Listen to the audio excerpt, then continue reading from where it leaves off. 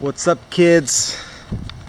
So it is hot today in Sacramento. 104, 105, I think. And taking a break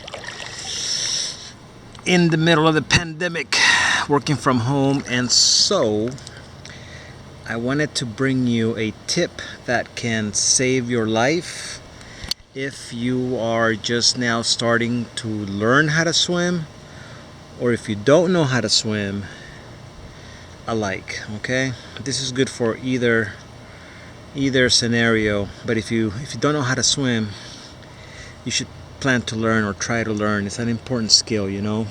I would put it maybe above riding a bike, because you never know when you can be in a situation, right? Okay, so here we go. This can save your life. You ready? Learn how to relax and breathe when you are in the water. Whether you can set your feet, and especially if you can't set your feet and you don't have a bottom to stand on, I want you to learn to breathe in when your head is out, and let the air out slow through your nose when you're under the water, like this.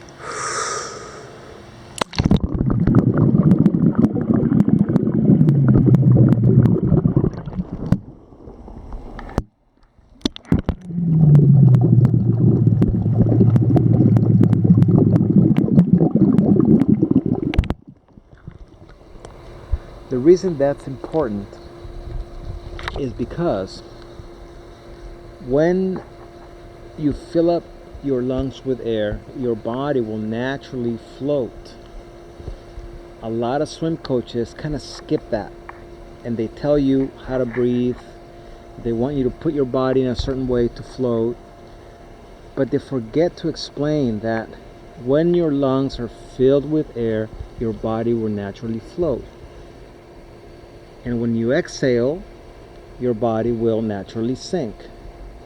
So what you want to practice is just a simple rhythm of breathing in when you're out. Breathing in when you're out, and breathing out when you're inside the water. Sorry if I confused you there, but I hope you're following the logic here. Let me demonstrate again. I want you to practice this.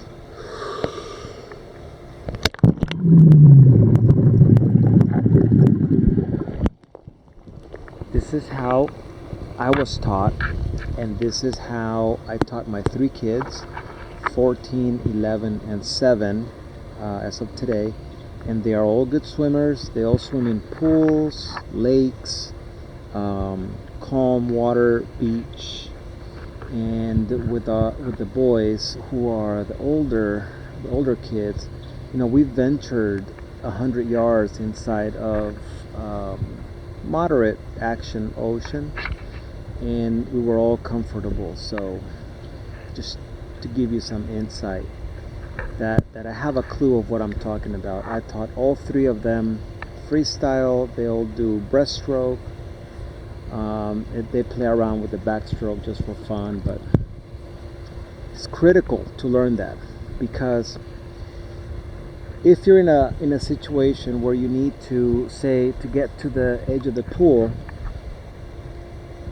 and you learn that by breathing in your body's gonna float, you can get there. Watch this. On your back, I'm just floating. I can't sink because my lungs are filled with air.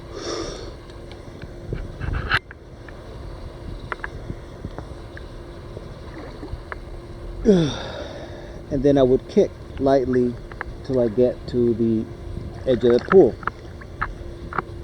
If you are in a body of water, say a lake, you learn this technique, you can stay with your belly facing down and still float.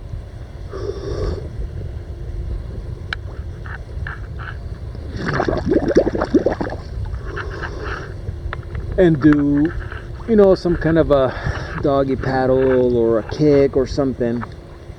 to get somewhere or go on your back until you get some help. And so it is critical for the beginner or someone who doesn't know how to swim to master this breathing technique. I'm sure there's other techniques out there, I'm sure there's other strategies, but again, this is what was taught to me when I was a child, and it works for me. And this is the way I started to teach my kids how to swim. Learning how to swim, once you have this breathing technique down and the muscle memory to float and kind of control your buoyancy up and down, you have pretty much done the heavy lifting of learning how to swim. Because think about it, when you're learning a freestyle stroke and you learn how your body floats, what's next? Really, it's just propelling yourself. You're gonna kick. You're gonna learn how to use your arms, how to maneuver your head so that you can breathe in and out as you're doing your strokes. And the basic freestyle, if you've seen competitive swimmers, they breathe in as their head is out, bubble out when their head is in as their head comes out, and so on. Very easy, very simple. And of course, it shouldn't go unsaid that just relaxing can save your life in a water situation. A lot of people get into problems and they fatigue themselves to the point where they can't control their body anymore, and they can't get some oxygen and the ability to call for help or just relax through a bad situation and get themselves to safety. So they hyperventilate, fatigue themselves, and then get into bad problems doing that. So I want you to learn this technique, practice it in a shallow end of a pool, even a hot tub, even a jacuzzi. You can practice this.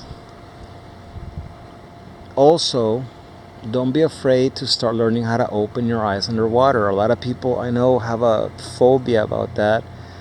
But once you do it, you kind of feel the sting a little bit of the water touching your eyeball. It's hard to describe. Once you felt it, it doesn't shock you and you get used to it pretty quickly.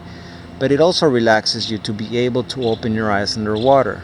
Now, in a body of water, lake or river, you're not going to see much anyway. So that's not going to help a whole bunch, except to maybe help relax you, right? If you're in a bad situation and water touches your eye and you're freaking out because there's water in your eye, it's not going to help. That's it. Thanks for stopping by. And if you're a beginner swimmer, awesome job. I hope you get your learning done this summer. And if you are not learning how to swim and you don't know how to swim, I would highly encourage you to check out your YMCA. They usually have great programs. Check out your local coaches and your local cabana clubs and different resources. But don't be afraid. It's a great skill, and it's something that everyone should know, should learn, and have the opportunity to get in their toolbox of skills. So thanks again for watching. Good luck. Post questions if you have any. Thanks.